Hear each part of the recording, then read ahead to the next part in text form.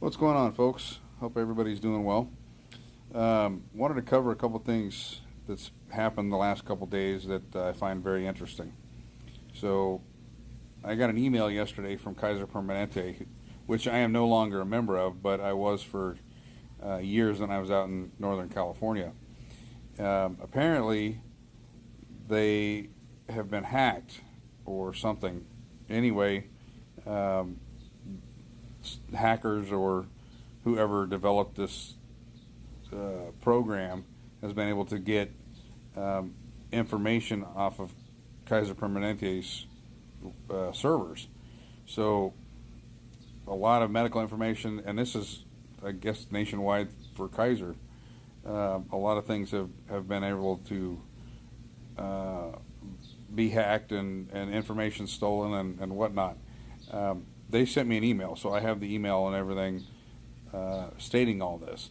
Well, then today I find out that a bunch of dealership places that sell vehicles and work on vehicles can no longer order parts. They cannot sell vehicles because they've been hacked.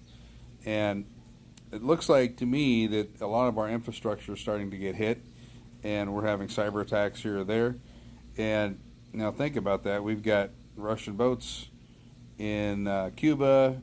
You know, my question is this: it's pretty obvious that we're going to get hit with cyber things and things like that. But who's doing it?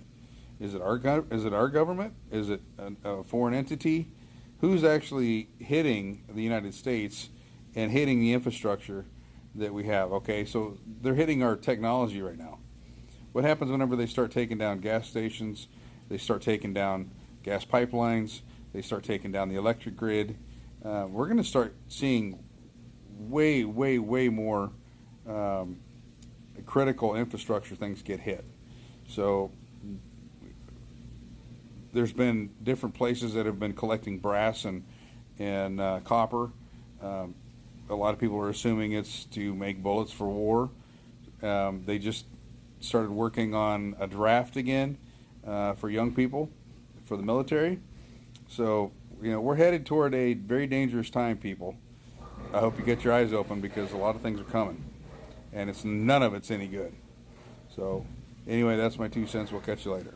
Another major cyber attack in the United States. CDK has been hit by a cyber attack, shutting down auto dealerships across the United States. More than 50% of the auto dealers in the United States have been hit by this. Now, we believe it's a ransomware attack. Not sure of that, but that's what we're hearing. CDK, it's a company that deals with auto dealerships. Well, what exactly do they do? They pretty much do everything when it comes to the computers, the tracking, the auto repair, the records for everyone's vehicles, the records of when it comes to tracking the vehicles, anything you can imagine with a computer system with the dealerships.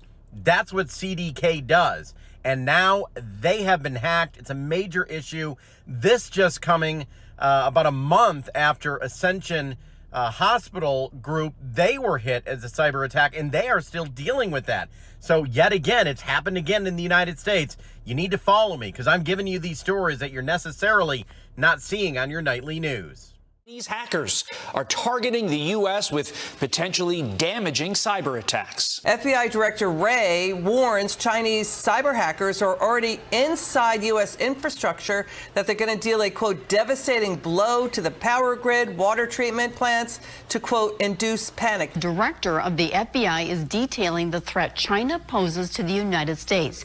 Critical infrastructure, he says, is a prime target. The worst case scenario is that they could turn off our lights, damage our water treatment, and stop our cellular phone communications in the event of an invasion of Taiwan. You think will die in the first 5 minutes of an EMP? I would say none. Because of the EMP? Very few. A couple 100,000 in the first 5 to 10 minutes. From what?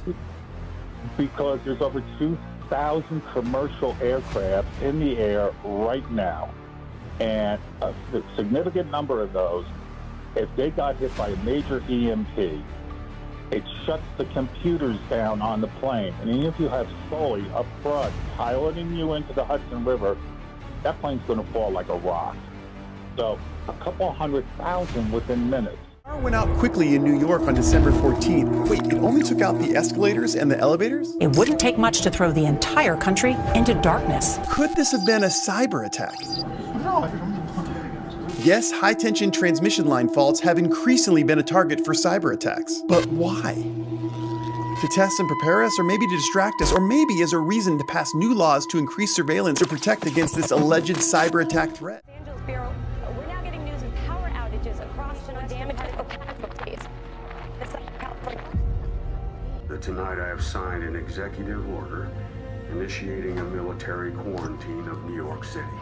Indoors, law enforcement and emergency services are in the area. Go upstate. I'll meet you at the farm. Bring enough food for 2 weeks.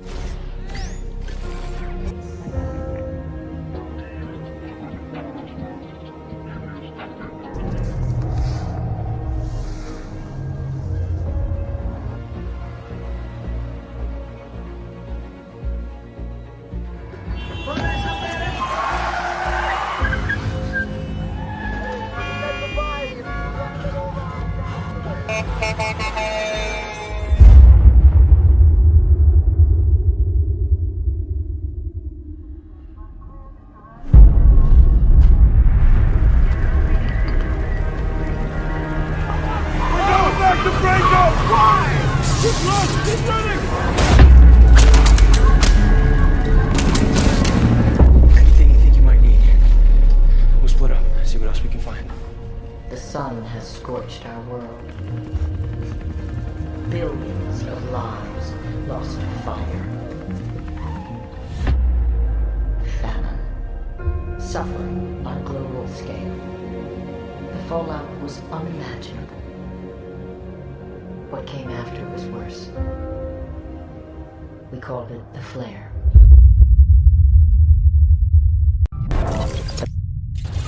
Curfew is now in effect. All unauthorized citizens